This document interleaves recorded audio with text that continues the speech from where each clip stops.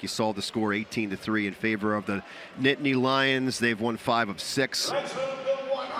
We go to 174, and it doesn't get any better.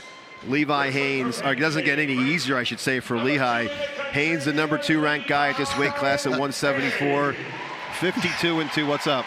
I'm just laughing. It doesn't get any better for Penn State, but it gets a lot worse for Lehigh. Yep.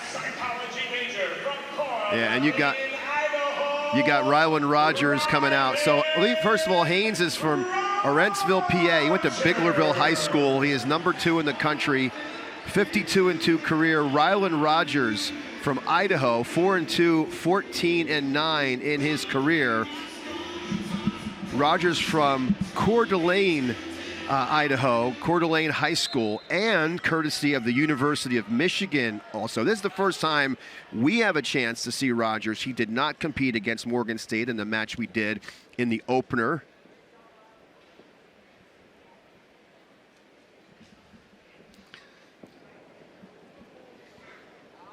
Got awfully quiet fast there as we start this bout here, and Haines also has a machine, and he's making a 2 weight class jump here, which has got to be a lot of fun for him, right? Not having to worry about your weight, and you know, when you wrestle as aggressively as Haines does, I'm not saying it gets easier up at 174, but there's a reason why oftentimes great upper weights were wrestlers that wrestled in the light and middle weights growing up. Well, a guy that, when you say that, I mean, Quentin Wright wrestled at like 165 in high school, but he's another one that I think benefited from that just complete 100% go all the time that wrestled at Penn State. He was great to watch in high school, and he was able to go up a few weight classes, but it just never stopped. It was the same, I mean, just all over, flurry all the time. And Quentin Wright was one of the first guys in this Penn State program to win a national championship for Cale Sanderson. He redshirted that first year and then came back the next year, and he was really struggling. Yeah. And Cale would go up to him in the room and just whisper in his ear during practice, "You're going to be a national champ."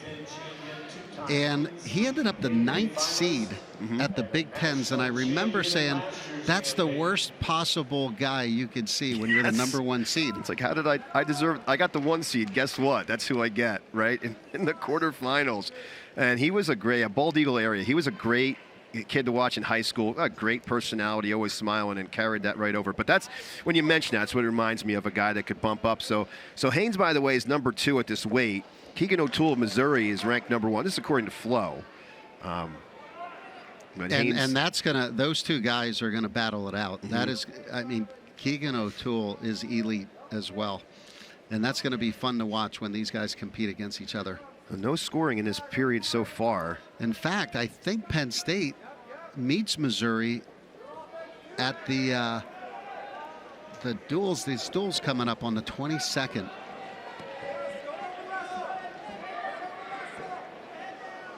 Just taking a peek here. Is it the Journeyman duels? Yes, on the 22nd. Yep. So we might be seeing that matchup. Yeah. So there's a takedown late in the period again by Haines, 3-0 lead. Yeah, that, by the way, is in Nashville.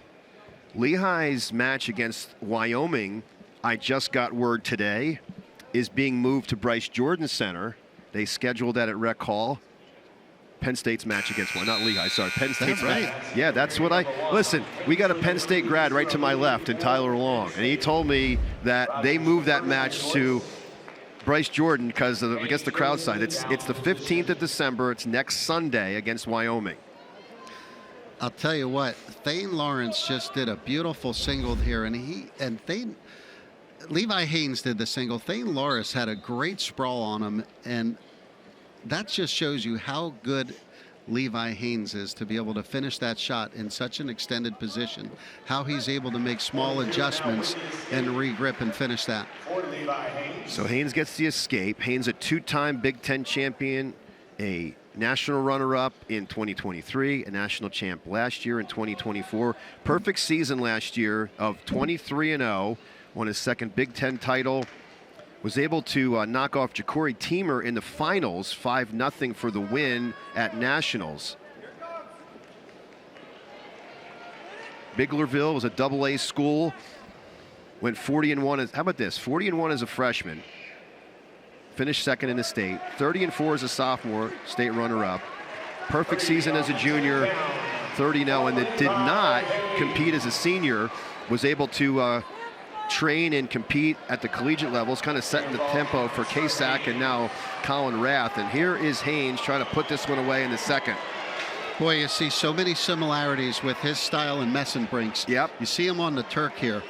And boy, did he do a great job of just walking that up to the head there. See, he got the shoulder flat.